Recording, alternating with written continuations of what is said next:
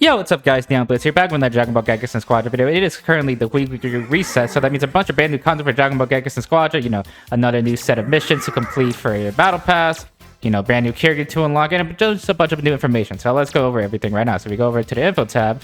As you can see, what is currently, they've actually put a bunch of new stuff in the info tab. I don't know why it's loading. There we go. So they've resolved some issues, apparently Broly's stomp wasn't going as far. So he technically got buffed, which is already crazy.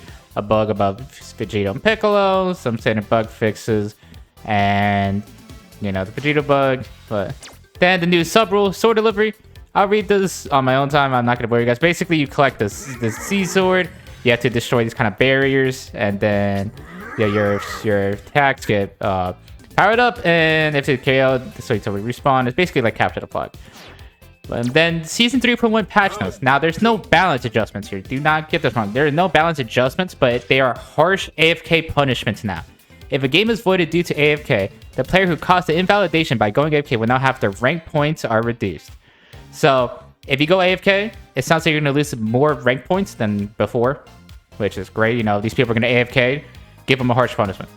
If a player goes AFK during a battle, a new system has been added that applies a penalty to rank points that fluctuate after post-battle.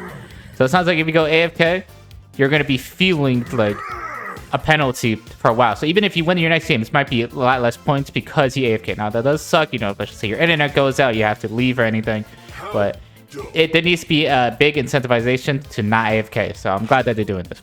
When defeated in battle, if there is a significant disparity in contribution points among players on the same team, a new system has been added to mitigate the rank point loss for the defeated players based on the contribution level. Awesome. I've had games where a player will just troll by just staying in the base, but they're just moving around. So they're technically still playing. So not AFK, but they're trolling just in the base. So if the game detects, hey, most of the team analysts just say 50,000 points, and this player only has like 100. It looks like the other player's going to lose the less because of that. So great new changes to AFK, great implementation. Hopefully it actually is, grand enough to actually discourage people from going AFK, because it is a decent issue. Then the Child Hero change. There's actually another update. Last week we had Super Saiyan Gotenks. Now we have Deborah, God of Destruction Toppo, Babies, Caulifla, Boo, and Frieza. So yes, Toppo is now on trial week. With that, we've had every season 1 character on trial week. We had Goku, the tail end of 2025. We had Gotenks last week, and now we have God of Destruction Toppo for this week. I've not played Toppo, so I cannot tell you what he does exactly, but he does seem, decently strong. Maybe not as strong as, some of the other characters like Broly, Super Saiyan 3, Super Saiyan Goku, Piccolo, blah, blah, blah. But he still seems pretty good in the counters, can do crazy damage, catch people off guard. So try him out if you're interested in them. And if you have been saving your tier 1 unlocks, especially the 75th one, you could try out Toppo. And my bad, he's not even on the child 1. He's on the child 2 now, I believe. So, try him out, see if you like him, and decide if you want to unlock him or not. And that's not all for this week. Of course, we got, new battle pass missions. You gotta use a damage roll. You gotta use a trial hero. So might as well trial Toppo, Goku, Vegeta. Reduce your allies, reduce health by help of extra HP. Help with extra HP. Pretty simple battle pass missions for this week. But the character that you can unlock for free is Kid Gohan. Now, I do not have a bunch of experience with Kid Gohan, but a lot of high tier players play him. And people probably consider him either the best technical in the game or the second best technical in the game. So, enjoy that while you, enjoy that fact that you're getting him for free. Now, I know this is probably a character that most people have already been unlocked because, he's part of the tier 4. We had Kale a couple weeks ago, I think last week or a week prior to last week. So 2 weeks ago. And that was a part of the tier 4. So now Gohan's here. So hopefully we can get, I want Android 18 to be on free because I think she's 250 Dragon Gems, and I think it'd be awesome if they just released all the 250 Dragon Gem characters that launched the game for free. And then slowly we can start making a way towards the Season 1 characters with Super Saiyan Gotenks and God of Destruction Toppo.